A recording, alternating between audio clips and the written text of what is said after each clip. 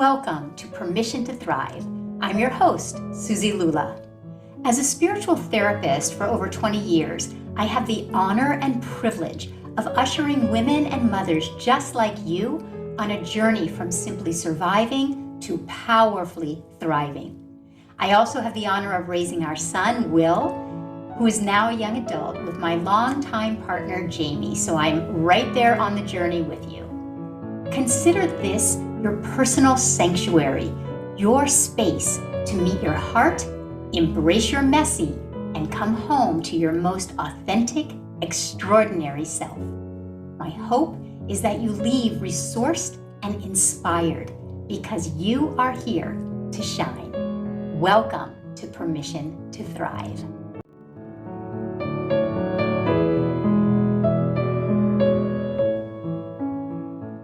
Hi, and welcome to this week's episode of Permission to Thrive. If you have been listening over these past few episodes, I've been offering different holiday episodes around setting boundaries. The holidays can bring up so much unprocessed and reactive energy. And so I've been addressing with you all how to navigate your own holiday season in a way that reflects you and your values and what's important to you.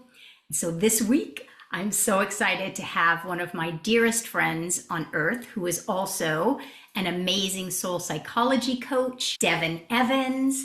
And I can't wait to jump in with you, Devin. I am a firm believer that when one of us shares our real, honest, transparent experiences, that is one of the most effective ways to assist all of us to create both a holiday season that is reflective of our truest values, but it also just assists us in general to transform into the life that we are here to live and lead. So I'm really excited to jump in with you, Devin. And just before we do, I wanted to offer a couple of quick events that are coming up that I wanted to alert everyone about. They are free events. The links are in the show notes, but one is called From Holidays to Holy Days, and it is a free soul psychology masterclass that I'm hosting on December 19th.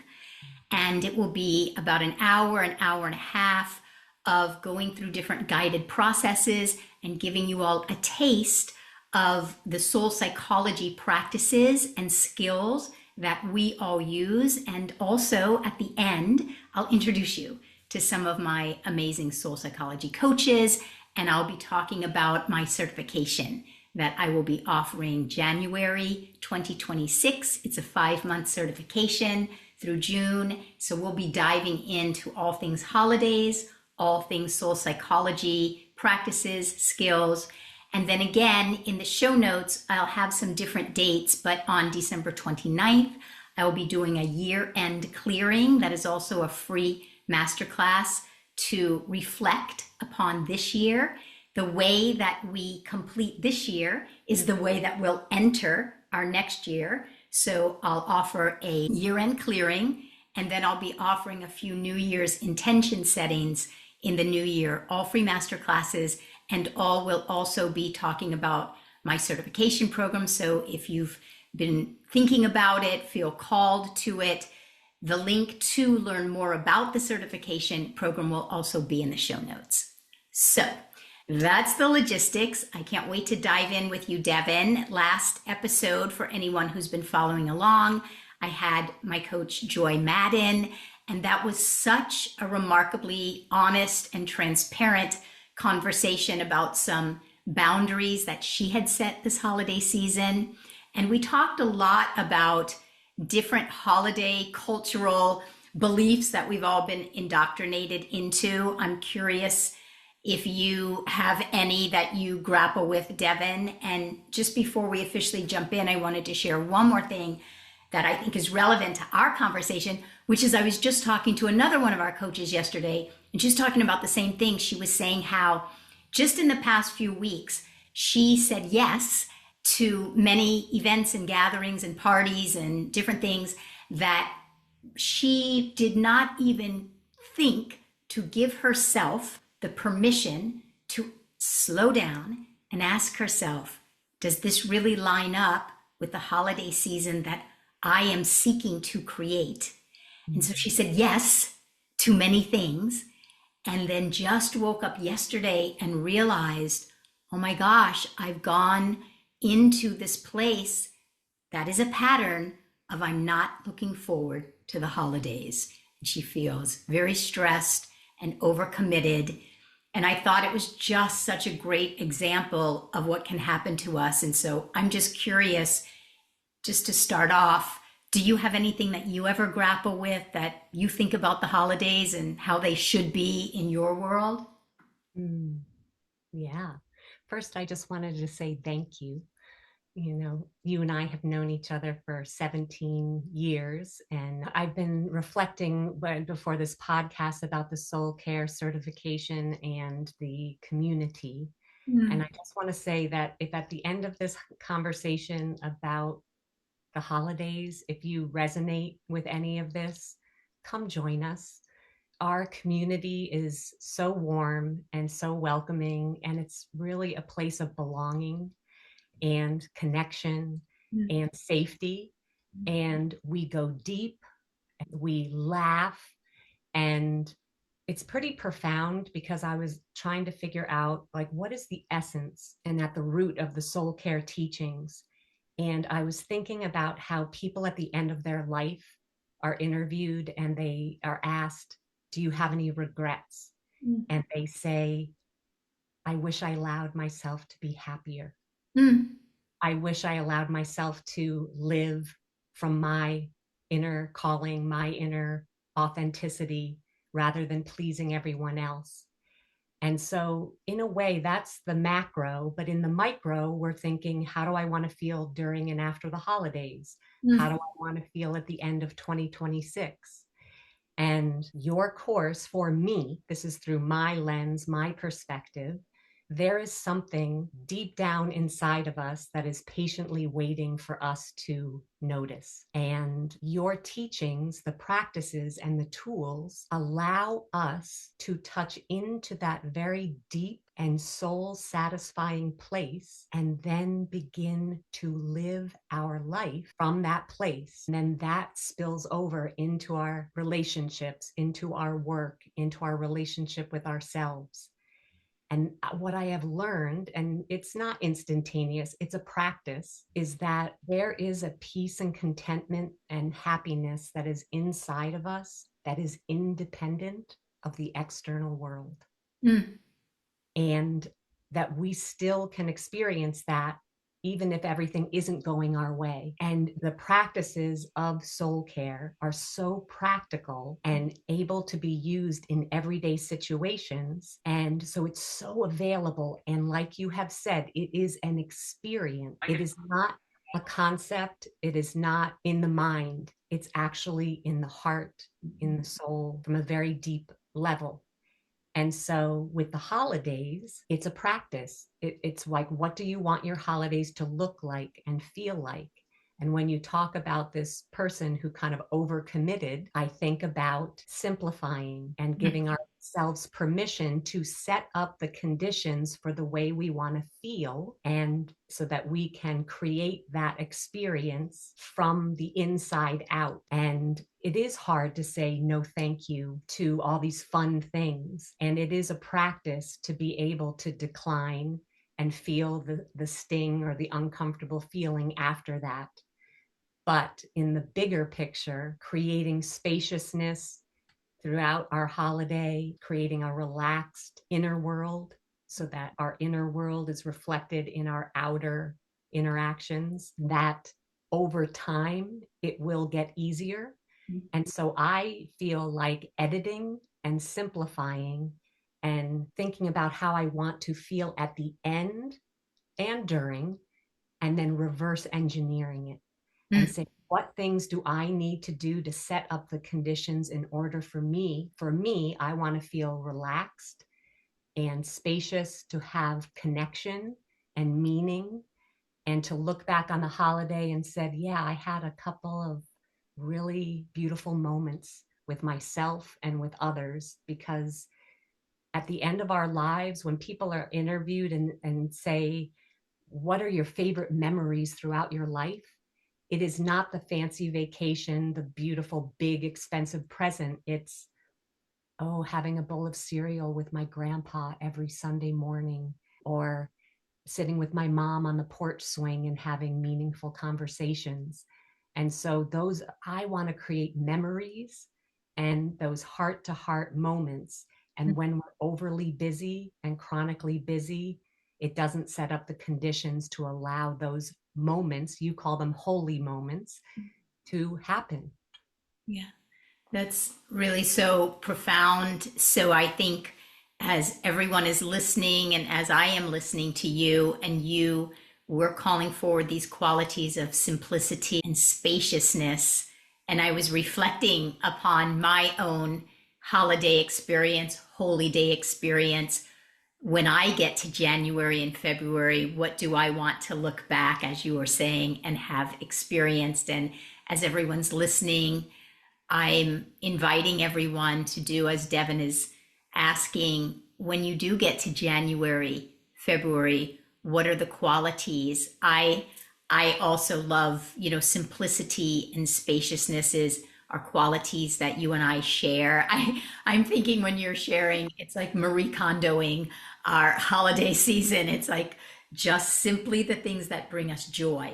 I'm thinking for myself, when we put up our tree every year, one of the things that I seek to do every single night that the tree is up is find some quiet moments where I am simply sitting in front of the tree with my big cozy socks and my big cozy blanket, even though it's usually 70 in Los Angeles.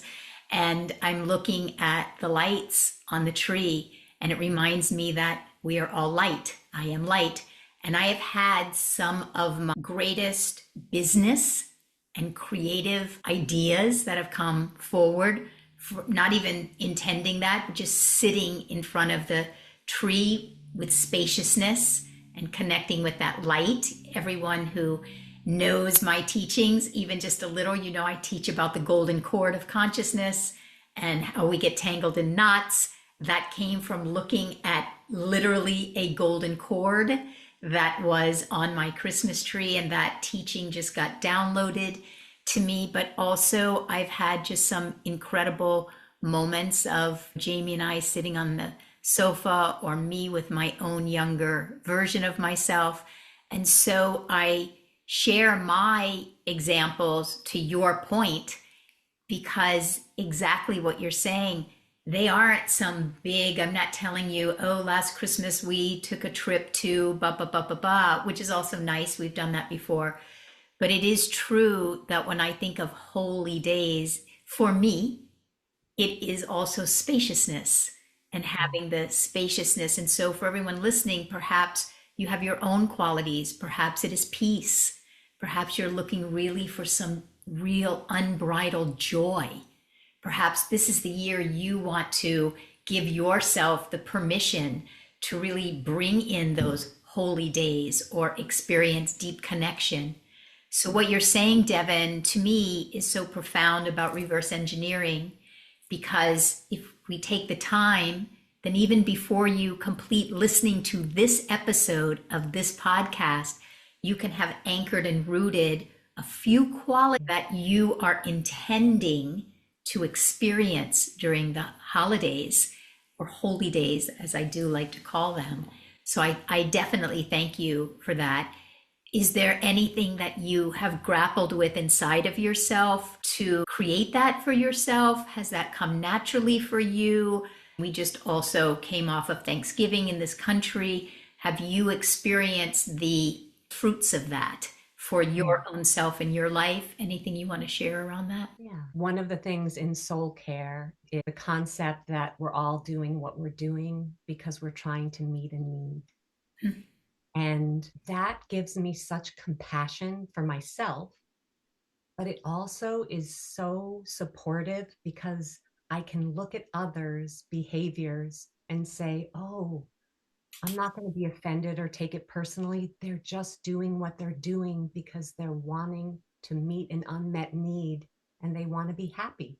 And they think by doing that, knowingly or unknowingly, that's going to meet some long time unmet need and it's going to bring happiness. So it allows me to be softer and more compassionate and understanding and not so reactive to when other people are doing things that I might Mm. view differently. And I had the opportunity to spend Thanksgiving with extended family. I have seen my family regularly, yearly, but usually during the summer, and it's a whole different experience. And we know that during the holidays, emotions are heightened, there's a lot more pressure. People talk a lot. Sometimes there's big gatherings and the energy is high. And I was in this large family dynamic, and I hadn't been in a holiday large family gathering for a long number of years. And I was witnessing. See, one of the things from soul care is it allows us to get out of our mind and drop into our center. Some call that the heart, some call that the soul, some call that our true self, our essence, but it is something that is available to all of us. It just needs to be unburied, right? Some of us are able to access that place with greater ease than others, but it's inside each and every one of us. And so to me, that is what the soul care tools and practices do. It allows me to tap into that place. And so as I was in the family gathering, I wasn't in my reactive mind. I dropped down into that center and I just was kind of observing and witnessing and actually listening. That's another tool of soul care is sacred listening. And I just was witnessing different family members reacting, maybe a little bickering, maybe a little pressing each other's buttons, Mm. maybe a little poke. Um, and it was fascinating because I didn't feel the need where I would have in the past to get involved Mm. because I am someone who was adultified as a child. I am someone who was a fixer or a people pleaser, right? Those are all things that I've worked on within myself, but I did not feel the pull to solve it for them, to fix it, to soothe it and make it go away.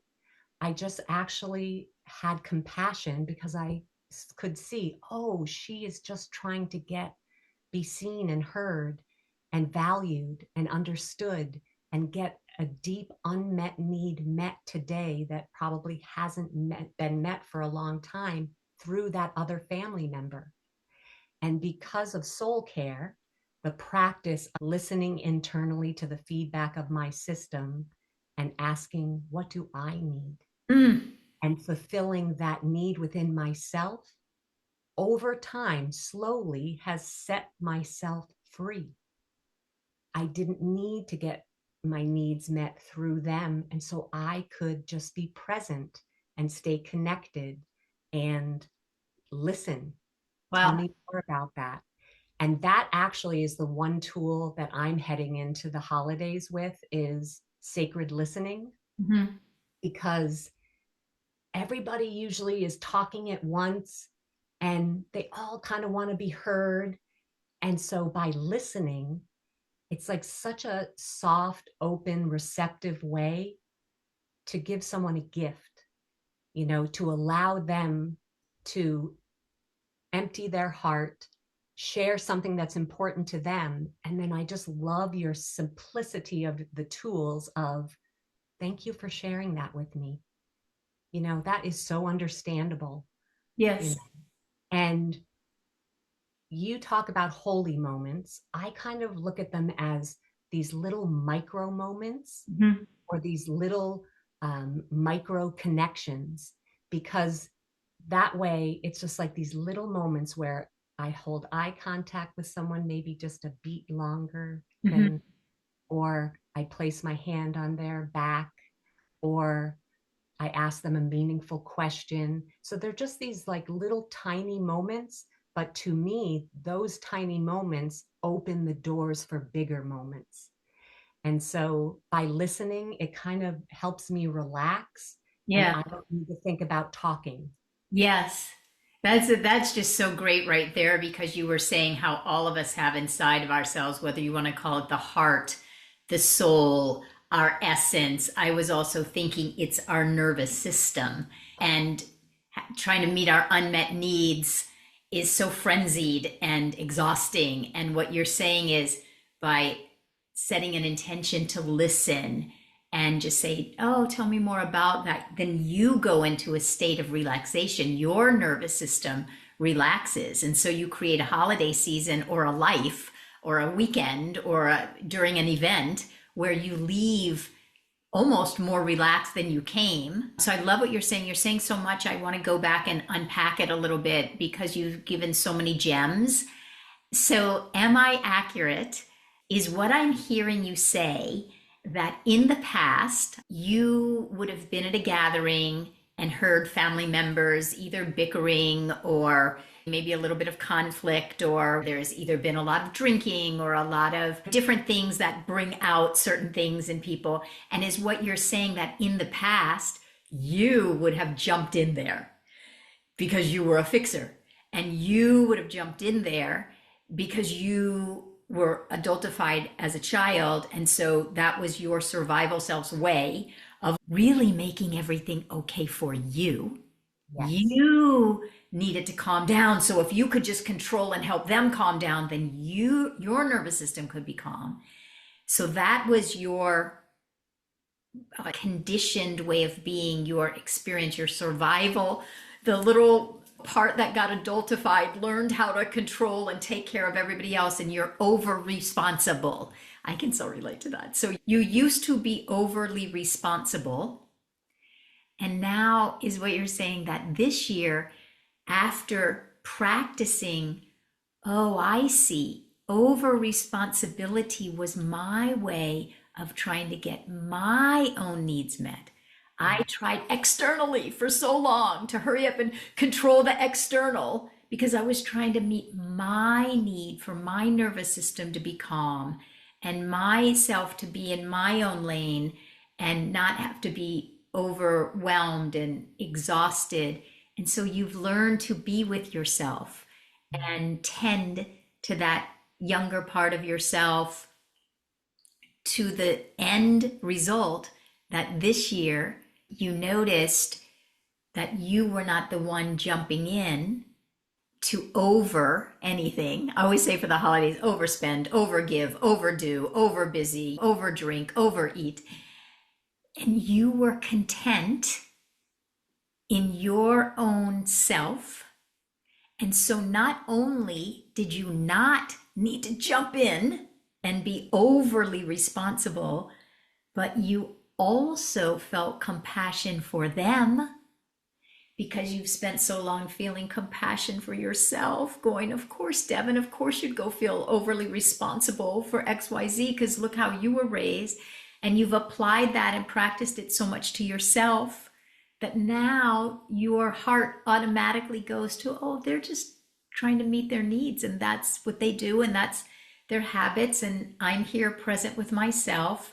And for everyone listening, that might sound small to someone, but to me, hearing it, it's massive.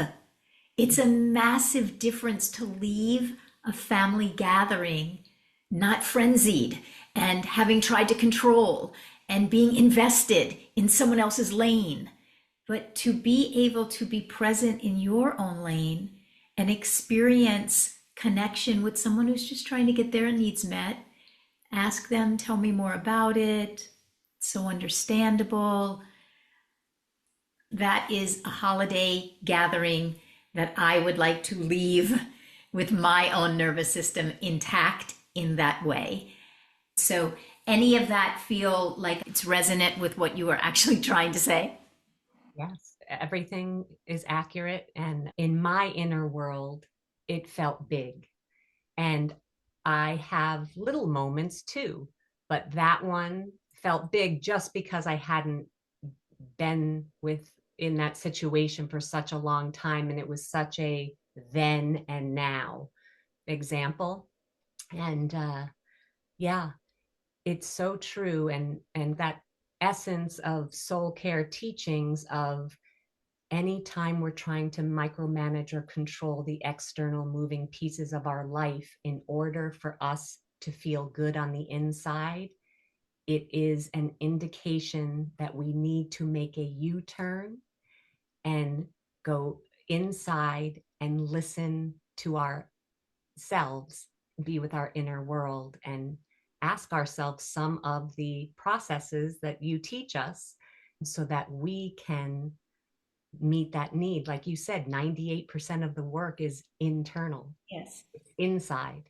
Yes. And so that too is a practice. And what I just love is that we have these tools in our back pocket and we're going through life and we're navigating. And then each week we come back to the soul care community and we share and we have our challenges and we have our wins and we laugh and we cry and we learn and grow. And it's just so awe-inspiring. Like someone like Joy, who was on the last podcast, like I have witnessed her Hmm.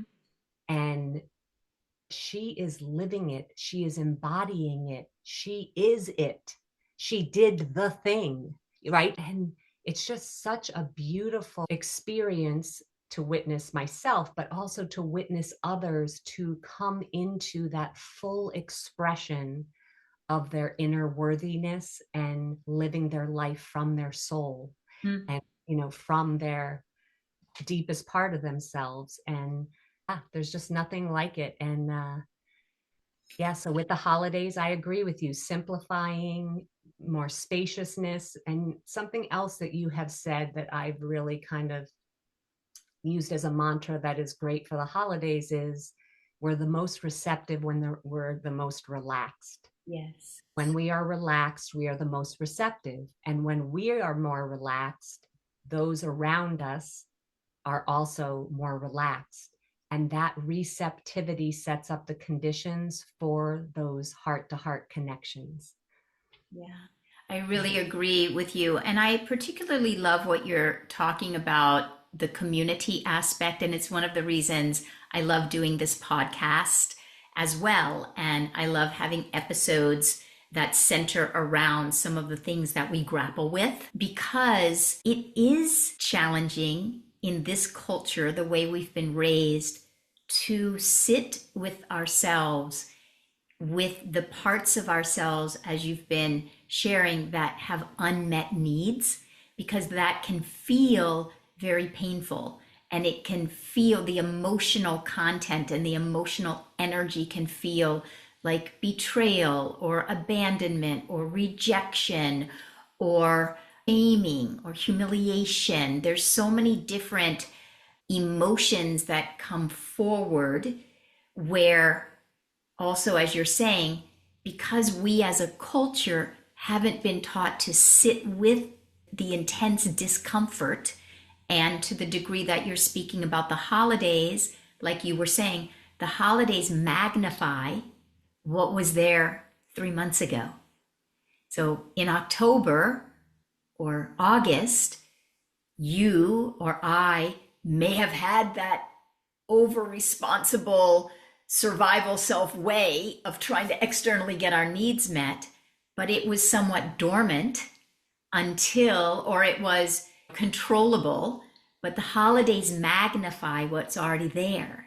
And it can be really challenging to sit with. I know when I was just thinking about my own patterns and how I've grown and the feeling of people pleasing and being overly responsible and ultimately unintentionally, but coming out somewhat inauthentically because I'm trying to people please and be all things to all people all the time. I teasing a little bit about it right now, or kind of articulating it or communicating in a little light way. But if I really sit with myself, there's a lot of pain underneath that of feeling, you know, like I could never measure up with my mom and wanting so much to measure up to what I thought she wanted me to be so I could find my worth, like you were saying. And so I just cultivated a way of being that was people pleasing to try to please her to get my worth that I then just brought into holiday parties. But I share that because I could feel when you were sharing, I could feel that there's a lot of emotion in me. And in the past, when I was learning how to be with the emotion, I would want to push it away because I didn't know how to be with it yet. And that's what we all do. And that's why we overspend and say yes when we really mean no, and overbuy and overeat and overdrink and all the different things because of what you're saying. There's a deep, it's deep. That's why for you it is massive. There's a deep feeling of unmet needs within us that can feel painful to be present with. So, circling all the way back to what you said about community, it's a brave act to sit with the parts of ourselves that didn't get those needs met, sit with them, try to figure out how the heck to meet those needs in a deeply soulfully compassionate way, but then coming together and doing it in community. Like you're saying, there's nothing like seeing your needles moved, Joy's needles moved, Reverend Carlton's needles moved, Joe Argazzi's needle moved, whoever it is, to have witnessed each other share, oh, in the past I XYZ, now I'm learning to ABC. It is a community like nothing I've ever experienced. And I say that to everyone listening because what I hear day in and day out from clients and students and friends is that we're all looking for places that we feel safe to share what's really going on authentically. That's why I also try to be as authentic as I possibly can so that we can create that safety. So you said that this experience you just had was massive and it was big inside of you, which I completely agree. And you said then you had some smaller, is there something that seems small? Because I can think of a million little moments of how I am with my son Will or how I am with Jamie where I'm different. I'm just curious if there's Yeah. a small or any other different direction you want to go. Yeah. In the soul care community, there's been so many examples of having opportunities in life where are you going to abandon yourself to make peace or to not trigger anyone or and I definitely had it was after the soul care certification. Not long after that, I had some mild to moderate health issues. And I decided I was going to do a cleanse, an extended cleanse. And it just happened to cross over into the holidays. And it triggered a lot of people have attachments to you eating or showing up and being a certain way or have another glass of wine or a piece of pie. There's kind of like a pressure. And I actually was barely eating at all because I was doing this cleanse. And so it was one person in particular, they just had a lot of attention on it Mhm, and judgment. mhm, And I felt uncomfortable. And I was clear that this was important to me and that I wasn't going to abandon myself just to avoid the judgment or the attention, negative attention from this person in the family. And so both were happening at the same time. mm, And so I just said to the person, I notice you have a lot of attention about that. Tell me more. Like, mm, tell me more about that. I'm curious, you mm, know. And so I handled it as like kindly and lovingly as I could, but still holding my position. And we were going to be seeing each other for the next few days. It was an elongated number of days, and I was still going to not be eating the meals. And so I said, oh, this is the way it's going to be for the rest of the holiday.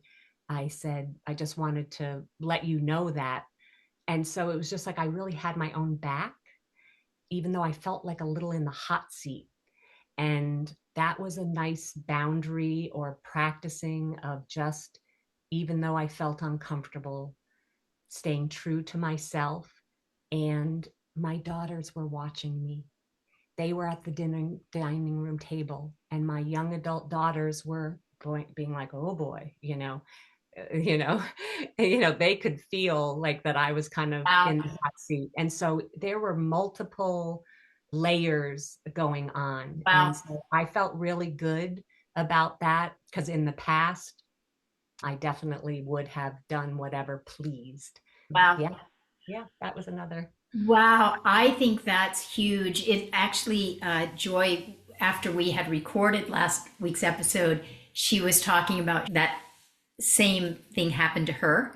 And I can't tell you the countless times that's happened with me. And so I hope everybody listening, because food and alcohol over the holidays is such a big sugar, big meals, I think a really important conversation, especially for women, but for everyone really, about setting our own intentions about how is it that we want to be in relationship with our own body temple over the holidays.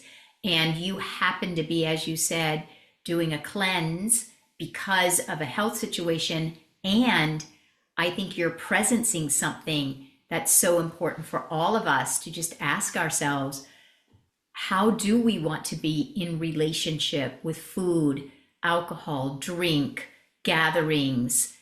If it's a choice and you're saying, oh, this is the time of year, this is the gathering where I want to have that full permission not to even be, as long as it is consciously thought through and intentional, you'll end up, like you're saying, in January and February looking back, or at the end of the gathering looking back, you'll look back and feel like, oh, I was true to myself. It isn't that you are or are not going to drink, or are not going to eat sugar or meat or different things.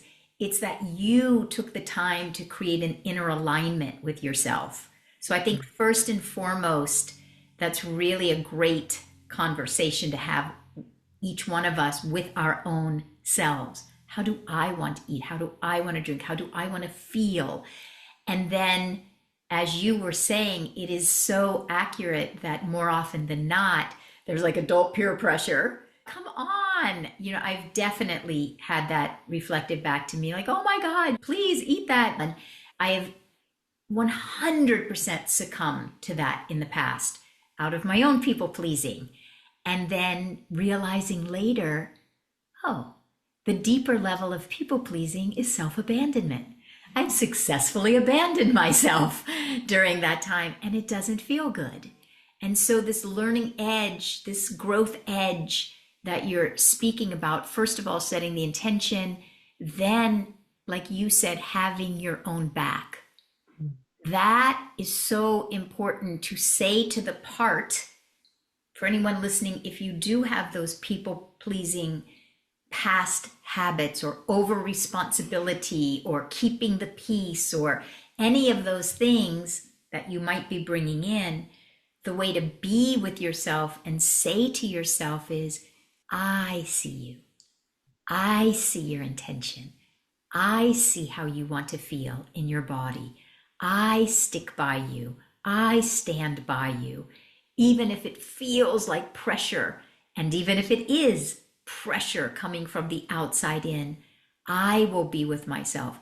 And if I feel messy, and if I feel weak-kneed, and if I feel like I want to give in, and if I do give in, and if I don't do it perfectly, I'm still going to be with myself over this process, because it's the way of being with yourself that is so important. It's not whether you actually eat a sugar cookie or have a glass of wine. It's the way that you can be. And especially if you stumble, then you say, it's so understandable that that person asked you 3 times, can I give you a glass of wine? And you drank some. Like, to be with yourself in a way that says, it is so understandable. I am here. You don't have to be perfect with me. I accept you. I'm right here. And then on top of that, when you are sharing, Devin, that you could feel the tension. And I'm so grateful that you presence that, because, it's easy to listen to a podcast and say, oh, this is how I used to be. This is how I am now. But to presence that in real time, that person that wanted you to eat a certain way or drink a certain way or be a certain way or behave a certain way, they may have energy on it. And so there may be that energy underneath where, like you said, your adult daughters, they could feel it. And I love that you presenced it, because can't we all feel each other's energy? But we Right. don't often talk about it and we don't often presence it, but everybody feels those moments. And the fact that you were able to feel the moment and in your own way address it with this individual, because you were able to stay in a place of calm and neutrality, was such also great modeling, of course, to your girls. And even if you had stumbled and fumbled and there would have been a this or a that, it still was an opportunity later to go back and talk to them, especially you have girls, you have young women and their bodies and their choices and their food, or whether they're going to drink or whatever. I just think what an amazing conversation opener for later, to create intimacy and connection and bonding with your own adult children. And then the last thing that I'll say, and the way that I have also handled it sometime in my own life, invited in consciously and intentionally the good feeling that it feels to be present with how I want to eat or drink or speak or whatever it is. That good feeling leaving is more valuable. It's priceless. I want that good feeling, even if the price I pay is someone being upset with me. Whereas in the past, someone being upset with me, the price was too high. I needed to be liked. Mhm. So I paid the price of self abandonment. Now I learn to be present and meet my own needs, and the good feeling is worth the price. And I'm able to do what you were saying in your first example, was to see with compassion, oh, they're just all trying to get their needs met. They just want it to be a certain way so they'll feel better for whatever different reason. And I can have authentic compassion because I have authentic compassion for me when I'm just trying to get my needs met. Yeah. Anything you want to add? No, I think that is so well said, and I think so relatable to so many. Yeah. Would you say the practice that you put into these seemingly small moments, what would you say, as we're coming full circle here, what would you say is your inner and or external payoff? What is the fruit that you're receiving from the practice? Both, Joy did mention in the last episode, for anybody who wants to go back, she did mention an external was that her internal payoff was how relaxed she felt, how authentic she felt.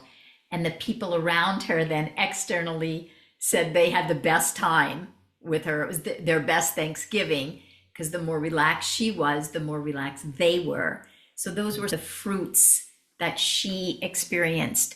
And I'm curious, doing both this practice and this work of soul care, what is some of the fruits that you may be able to experience now, or intentions you want to bring in this year? Great question. I think the with the holidays, it's just a slice of time throughout our life.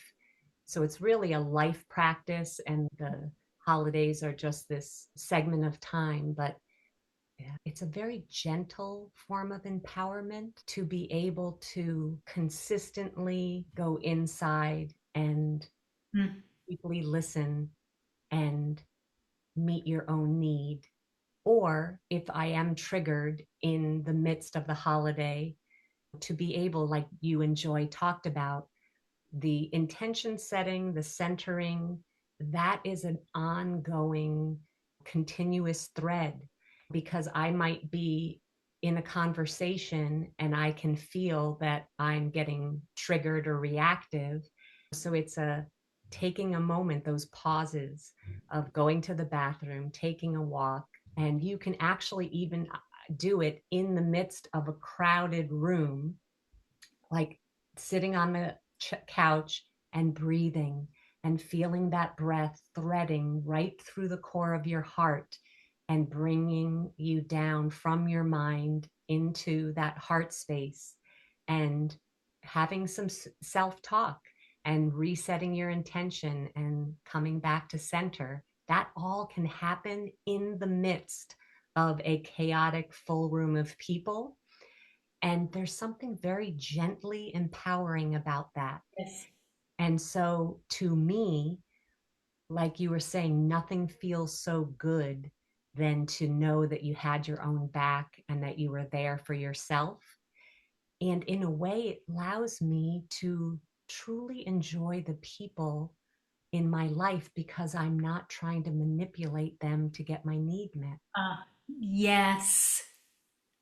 I can just be there and be open hearted and sacredly listen, ask them about their life, and not have to micromanage those moving external pieces in order to meet my needs. Yeah, that's so great, Devin. It's reminding me again of our community when you're speaking about how you can be in the midst of a gathering, sitting on the couch. And one of the reasons I love bringing you and my other coaches onto this podcast is because I really want everyone listening to get to know you all, because this also is a community. For any of you listeners who listen or watch regularly, I want to bring Joy and you and Joe and Carlton, all the coaches on and back on and back on, because when we get to know each other deeply, to your point about you can be sitting on the sofa in the middle of a gathering and you can do what Devin is suggesting around getting in touch with your breath. And you can also then have like a little twinkle in your eye. Oh, I got that from Devin Evans on that. So Devin is now a part of your holiday season. Or when Joy said last episode, I am wholly unto myself first. Now, every time I think about that, I think of Joy. Or when Joy didn't use the good china and she felt so great because she didn't have to stand there. And when I then have a more casual holiday party, but I really get to be present with the people that are there because I've let myself be more casual, then I think of Joy. Oh, if Joy didn't use her good china. And that's how we are in our soul care community. But I bring you all on to the podcast so that when you are sitting on that sofa, yes, you can simply, and it is enough and it is more than enough to get in touch with your own breath. But a little extra is like, this is what I'm so glad I listened to that podcast episode, or I'm so glad I'm part of that soul care community, because we all can have such a positive, contagious influence on each other's growth and expansion and depth and connection to, as you said at the beginning, our own soul, our authentic self, the part of us that before we took on all these different conditionings and beliefs, there's a part of us that's so pure. And you're saying by simply sitting on a sofa in the middle of the gathering, you can connect through your breath with your own purity and then let that innocent, shiny Devin come forward. Maybe you didn't even say a word. You just allowed yourself to be calm and your nervous system to be sitting there in the middle of a gathering where last year this time maybe you would have been, like you said, micromanaging people and anxious, and now, wow, my nervous system is relaxed and I'm able to listen in a sacred way and connect. And that is what I value so much about you and everyone in our community, everyone who listens, every email you all send me, every DM you all send me. I read each one, I treasure each one, the way your needle moves. And you said at the very beginning, in particular about you and I, that you and I have known each other for 17 years. Our children grew up together. My son spent a lot of time at your house, at the beach with you guys in Santa Barbara. And the fact that we meet each other at a place of the heart and what really matters, the connection between us, is something that I just cherish and treasure and so grateful. And thank you so much for being willing to be so authentic. I know that through your authenticity and your transparency and being willing to show your before and after and yourself imperfectly on your journey, I know that there are individuals that are going to be so grateful for how you are impacting their holidays and their life. And so I thank you in advance, and I'm really grateful. And if anyone is touched and does have takeaways, be sure to email, because I'll then send it back to Devin. And again, if anyone is interested in feeling called and pulled towards this beautiful community and this certification called Soul Care, Soul Psychology, the link to learn more is in the show notes. Please join on December 19th and or December 29th, year-end clearing, holiday healing, many, many free masterclasses to share with you all the teachings and invite you into a really beautiful, life-changing, life-transformative way of life, really. And so thank you, Devin. Thank you so much. I really appreciate, Suzi. It's been fun. Yeah, totally. We have to laugh a lot as well.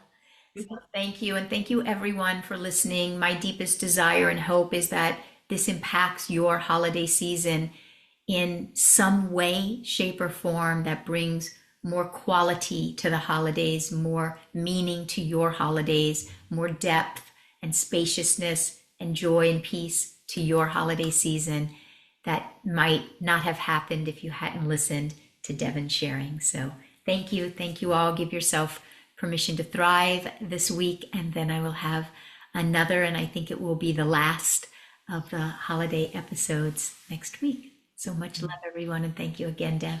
Love you. Love you too.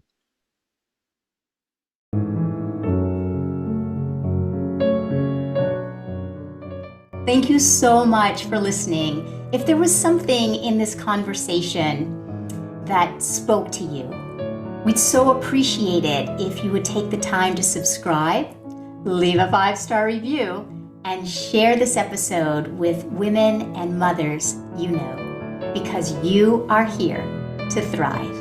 See you next time.